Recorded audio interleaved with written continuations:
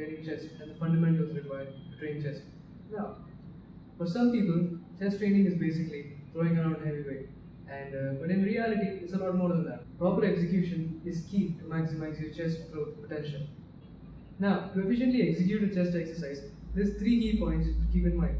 One is the glenohumeral joint movement, second is the elbow movement, and third is the scapular movement.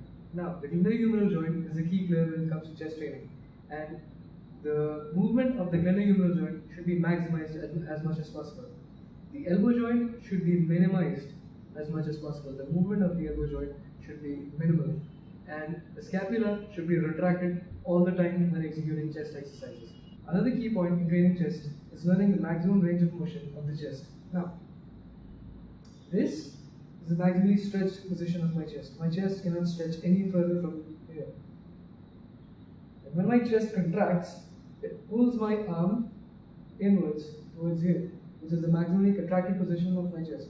Now, no matter how hard my chest tries to contract, it cannot pull my arm further. This is the maximally contracted position of my chest.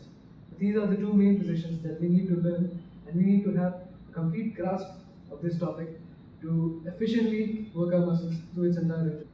The exercises that have been chosen on the basis of covering the entire range of motion of the chest, from the maximally stretched to the maximally contracted position. So the first exercise that we have today is cable crossovers. Now, cable crossovers emphasizes the maximally stretched position of the chest, and let me now show you how cable crossover is executed.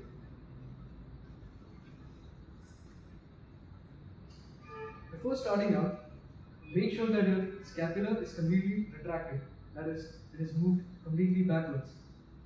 Shoulders are extended up, but your shoulders are rested down below. Your chest is extended out. Now, always maintain a constant angle with your elbow. You do not have to move your elbows in this one. Stretch all the way up, come down, and then squeeze. Try to hold for 1 second. Slow negatives, 1 second positive, and then hold for 1 second.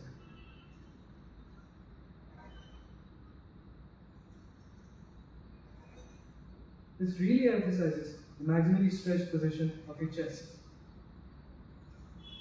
Now, whenever you press, or whenever you put force, this is called the concentric or the positive part of the movement, you need to breathe out. And whenever you're in the negative or the eccentric part of the movement, you need to breathe in. Breathing is important in executing exercises. Your body needs oxygen to function.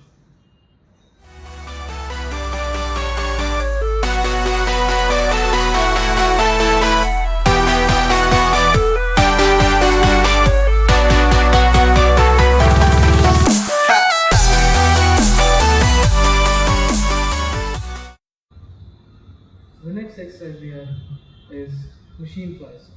Now, machine flies is another great exercise to emphasize the inner portion of the contraction of the chest, the maximally contracted position. Let me demonstrate.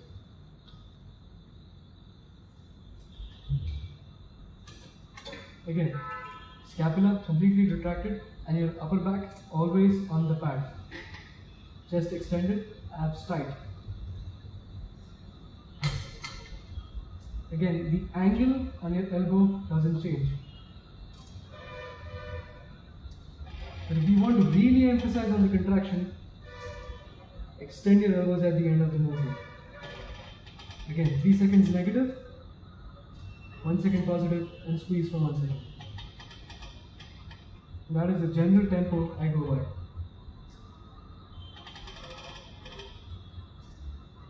Squeeze.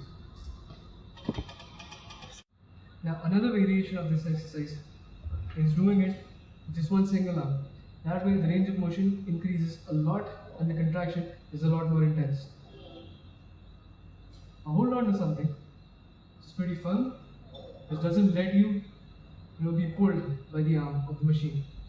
The second thing, the base principle remains the same, but the range of motion increases fairly great. Now, this creates a very intense contraction on my chest. this is a great alternative to the regular way of performing this exercise.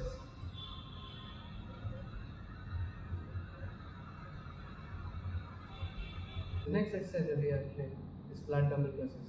Now, a few key points to keep in mind are the elbow position. First and foremost, elbows should be flared out like this. They should be at an angle. Second thing, the forearm. Now, the forearm should be at a 90-degree angle to the ground, not close in, not too far out. Third thing to keep in mind, chest should be extended outwards. The final thing, the scapula should be completely retracted. Now, this will be your starting position. As you press, you contract your chest and drive your elbows in. Now, when you do this, you're actually maximizing the contraction of your chest by trying to close in the distance between your elbows. Out, in, out, in. So let me demonstrate that for you.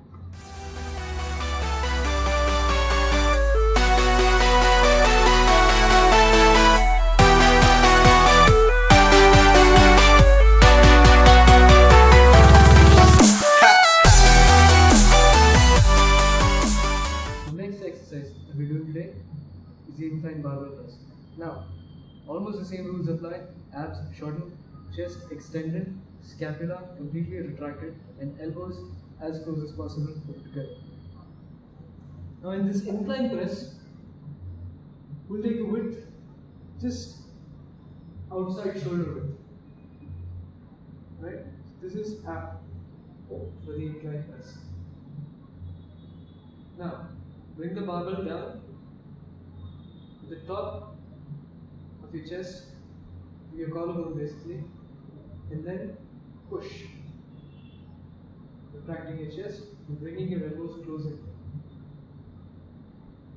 3 seconds negative, 1 second positive. Slowly down, all the way down, and press. Breathe in as you come down, and breathe out as you press the way down.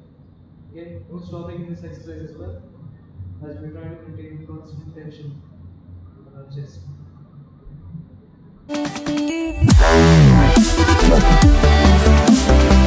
Wow.